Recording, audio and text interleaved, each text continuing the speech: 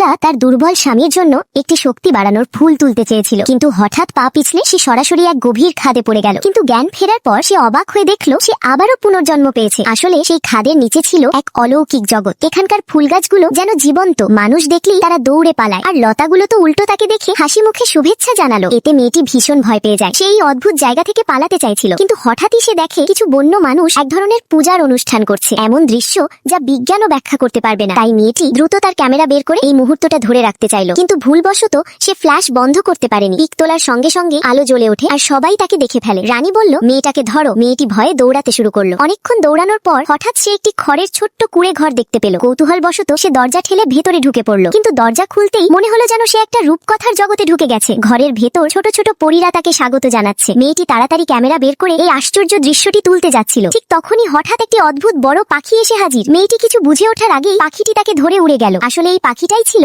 সেই পবিত্র স্থানের রক্ষক। সে ভেবেছিল মেয়েটি পবিত্র ফল চুরি করতে এসেছে, তাই তাকে শাস্তি দিতে চাইছিল। এই সুযোগে যখন পাখিটি দূরে গেল, আসল চোর চুপি চুপি এসে সেই পবিত্র ফলটি তুলতে গেল। কিন্তু ঠিক যেই মুহূর্তে ফলটি ছেড়ে নেওয়া হলো, পাখিটি সেটা অনুভব করলো। সে সঙ্গে সঙ্গে মেয়েটিকে ছেড়ে দিল। অদ্ভুত আর কাকতালীয় ভাবে মেয়েটি সোজা গিয়ে ফল চুরি করা লোকটার ওপর পড়ে গেল, আর সেই পবিত্র ফলটিও মাটিতে গড়িয়ে পড়লো। কৌতূহলবশত মেয়েটি সেটি তুলে নিল। সে শুধু গন্ধ নিতে চেয়েছিল, কিন্তু হঠাৎ সেই ফল নিজেই তার মুখের ভেতর ঢুকে গেল। চোর রেগে চিৎকার করে বলল, কে তোমাকে এটা খেতে বলেছে? আমি এত কষ্ট করে এটা তুলেছিলাম। মেয়েটি তাড়াতাড়ি বলল, দুঃখিত, আমি জানতাম না এটা তোমার। তুমি হয়তো বিশ্বাস করবে না, কিন্তু এটা আমি খাইনি। ফলটা নিজেই আমার মুখে ঢুকে গেছে। লোকটা বলল, মিথ্যে বলছো, তুমি চোর। মেয়েটা বলল, চোর আবার কি? এটা তো মাটিতে পড়েছিল, যে পায় সেটা তো তারই। লোকটা ঠান্ডা গলায় বলল, তুমি জানো তুমি মৃত্যুদণ্ডের অপরাধ করেছো। কিছুক্ষণের মধ্যে যদি অন্যরা এসে দেখে তাহলে তুমি শেষ। মেয়েটি রাগ করে বলল, এত রাগ দেখাচ্ছ কেন? লোকটা বলল, আমাকে বোকা বানাচ্ছ? মেয়েটা বলল, আমি তোমাদের ক্ষতি পুষিয়ে দেব। সত্যি। ঠিক তখনই যখন সবাই মেয়েটির ওপর হামলা করতে যাচ্ছিল, হঠাৎই এক অবিশ্বাস্য ঘটনা ঘটল।